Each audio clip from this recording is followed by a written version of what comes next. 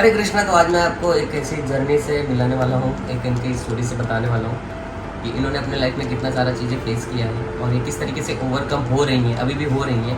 सो बताओ आप सबको आपकी स्टोरी। हाय, मेरा नाम नीलम तोमर है। मैं बिहार की रहने वाली हूँ। जब मुझे ये दाग हो गए थे ना, तो मैंने तो शुरू में अपने आप को किसी को कुछ बताया नहीं कि हाँ मुझे ये दाग हो गए हैं।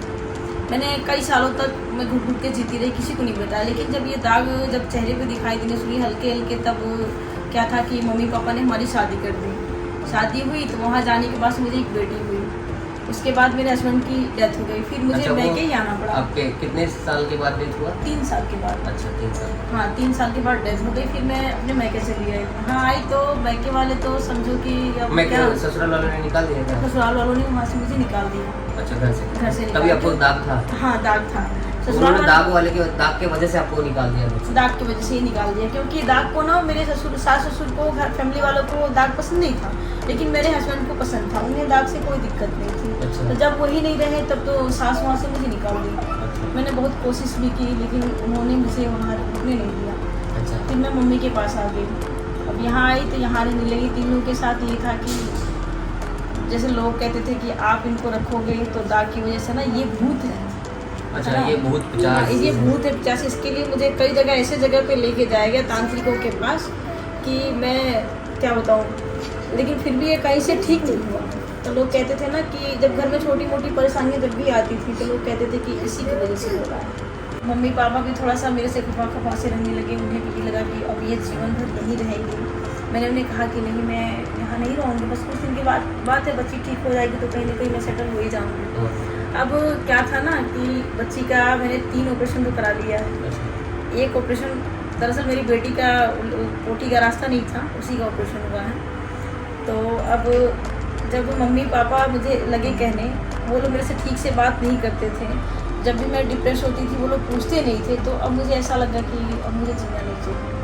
मैंने एक दिन बेसिकली सोच लिया कि मैं खुद ही मर जाऊँगी, बेटी को ढूंढ दूँगी। अच्छा, आपके जो माता पिता थे वो उनको ऐसा लगता था कि दाग की वजह से बहुत समस्या आ रही है, क्योंकि आजू बाजू वाले बोल रहे थे इसके लिए? नहीं, अब दरअसल आजू बाजू तो बोल ही रहे थे, ठीक है ना, लेकिन इनके मन में जहाँ तक जैसे जिस सोच को हम लोग बदलने की कोशिश कर रहे हैं ना, लोगों को बता रहे हैं कि ये दाग कुछ नहीं है, हमसे नफरत मत करो, यही बात मेरी फैमिली के अंदर है। ये लोग सोचो मुझे देख करके मुझसे नफरत कर सकते हैं तो और लोगों को देख के करेंगे है ना। इस तरह के वो लोग हैं। तो उन्हें मतलब कुल मिला के वो लोग मुझे झेल रहे हैं एक तरह से।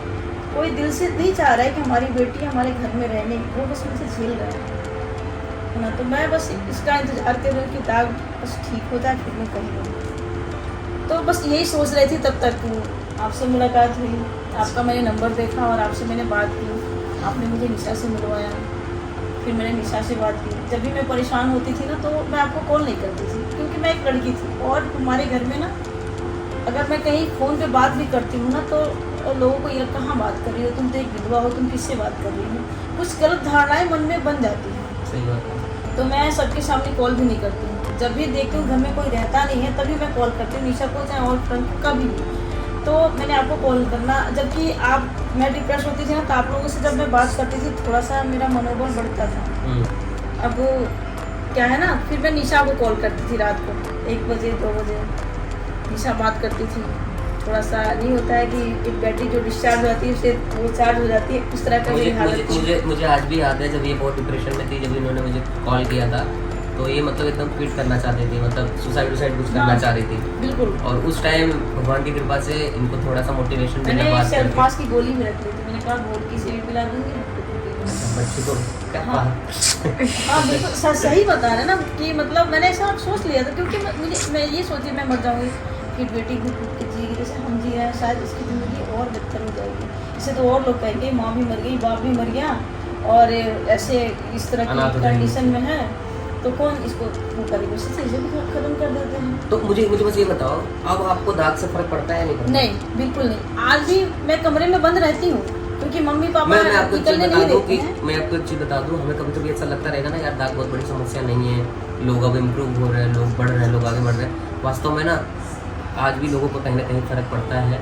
और इनका ऐसा है कि इनके घर वाले इनको बाहर नहीं आने देते। मैं ये स्टोरी मतलब ये शेयर कर रहा हूँ तो इसके पीछे पर्पस यही है कि लोगों को वास्तव में पता चले कि लोग क्या, गांव में रहने वाले लोग या छोटे कस्बे में रहने वाले लोग कितना ज़्यादा चीज़ फेस करते हैं। और इसीलिए हमारा मेन मुद्दा यही है आरुष फाउंडेशन का कि हम एक रूरल एरियाज़ के गाँव में कोने कोने जाएँ और लोगों को इसके विषय में बताएं ताकि लोगों को सच में समझ में आए। वो एक सोशल मीडिया पर एक मुहिम चल रहा है विटिलिगो का ना, उस सोशल मीडिया से कुछ होने वाला नहीं है। ग्राउंड लेवल पे आना पड़ेगा। जब ग्राउंड लेवल पे आएंगे, ग्राउंड लेवल की रियलिटी कुछ अलग है, सोशल मीडिया की रियलिटी बहुत अलग है। तो हाँ, कुछ बता रहे थे। हाँ, मैं बता रही हूँ ये कि मैं अपने जितने भी विटिलिगन्स भाई बहन हैं, फ्रेंड्स हैं, इन लोगों से मैं ये कहना चाहूँगी कि आप अपने आप को बदलें। लोग तो हमें कहीं ना कहीं टॉर्चर करेंगे ही करेंगे, और हम चाहे कितना भी मतलब लोगों को मोटिवेट करने की कोशिश करें, कितना भी इवेंट क्यों ना कर लें, लेकिन लोग बदलने वाले नहीं हैं। हाँ, 100 में 1 लोग हैं कि इस बात को समझेंगे। और हम ये इवेंट करने का एक फ़ायदा है कि आने वाली पीढ़ी में अगर उनके बच्चों में ये दाग की समस्या हो तो वो अपने बच्चों से नफरत ना करें, उन्हें मतलब प्रोत्साहित करें, उन्हें सम्मान दें, है ना, उन्हें बताएं कि बेटा ये कुछ नहीं है, इससे कुछ नहीं होता है। तो बस आप जहाँ भी हैं, जैसे भी हैं, जिस परिस्थिति में खुश रहे। मैं तो अभी भी घर में रहती हूँ लेकिन मैं खुश हूँ। अब मुझे नहीं लगता है कि मैं कैद की ज़िंदगी जीती हूँ, क्योंकि बस मुझे लगता है कि नहीं, यहाँ ना बस 4 दीवारी में मैं हूँ, लेकिन जब मैं बाहर जाती हूँ जब हमने इवेंट किया तो इनके पास कभी भी जॉब नहीं था। तो वहाँ पे कुछ गेस्ट आए थे, इन्होंने इनको जॉब भी अलाउ कर दिया कि आप हमारी कंपनी में जॉब करो, ये करो, वो करो। और वास्तव में इनकी जो जर्नी है ये बहुत ही मतलब मुझे बिल्कुल भी ऐसा वो नहीं है कि मुझे बड़ा अजीब लगता है कि यार सच में लोग इतने कैसे हो सकते हैं दाग को लेके।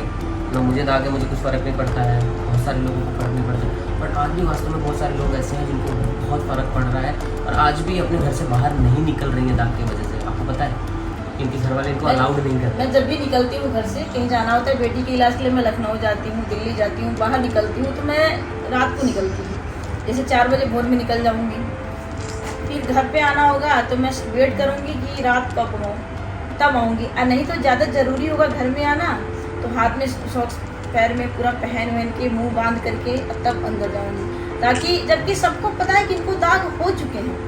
हमारे गांव में सबको पता है कि इनको दाग हो चुके हैं, लेकिन फिर भी मम्मी पापा कहते हैं, लोग तो जानते हैं ना कि दाग हो गए हैं, उन्हें ये तो पता नहीं चलना चाहिए कि कितने हो गए हैं, कितने हो गए। इसका क्या मतलब है, दाग हो गए हैं तो हो गए हैं।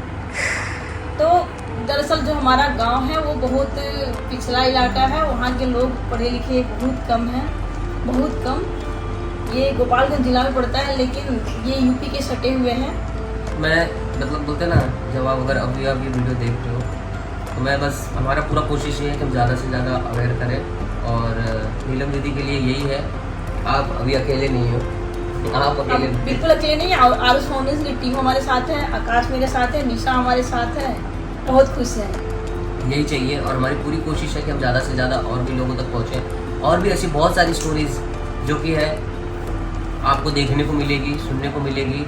अगर आपको लगता है कि आप परेशान हो तो अगर सोचते हो मन में कि यार मैं आकाश को फ़ोन करूँ, रात के 2 बज रहे हैं, 1 बज रहे, 3 बज रहे, स्टिल अगर आपके मन में थॉट आ रहा है ना तो बहुत घटिया वाले थॉट है। यार उठाओ फ़ोन, कर लो फ़ोन, इतना क्या सोच रहे हो मेरे से बात करने के लिए। I am here to help you. Basically मैं आपको हेल्प नहीं कर रहा हूँ, I am just trying to serve you. मतलब मैं आपका नौकर हूँ, मैं आपके लिए बैठा हूँ कि आप बिंदास मुझे फ़ोन कर लो, मैसेज कर लो, DM कर लो, मतलब आप मेरे पास तक पहुँचो। जब आप पहुँचोगे आई एम श्योर कि भगवान आपका डेफिनेटली हेल्प करेंगे, जो भगवान ने मुझे बुद्धि दी है। नीलम के लिए भी यही है। अब बिल्कुल सोचना नहीं, अब तो आपका जॉब भी लग गया, अब तो बहुत सारी चीज़ें हो गई, तो और क्या चाहिए लाइफ में। तो आई होप आपको ये वीडियो देख के अच्छा लगा रहेगा। बहुत खुश हूँ, और जो कुछ भी मैं आज यहाँ पहुँची हूँ, जो मेरी जॉब मिली है वो निशा और आकाश के जरिए ही मिली है। इन लोगों को मैं बहुत बहुत धन्यवाद देना चाहूँगी। Thank you. बस ऐसे ही हम और भी लोगों को हेल्प करते रहेंगे और सपोर्ट करते रहेंगे, क्योंकि हमारी जर्नी, सबकी जर्नी अलग अलग है और सबका स्ट्रगल अलग अलग है। बट हम कोशिश करेंगे कि ज़्यादा से ज़्यादा लोग की और सेवा कर पाए। अगर आप चैनल पे नए हो और अगर आप ये वीडियो देख रहे हो, ज़्यादा से ज़्यादा लोगों को टैग करो, ज़्यादा से ज़्यादा लोगों तक शेयर करो। क्यों? नीलम की जो स्टोरी है लोगों तक पहुँचनी चाहिए, लोग उसको देखें, लोग उसको समझें। इस वीडियो का मेन उद्देश्य यही है। Hare Krishna, thank you so much.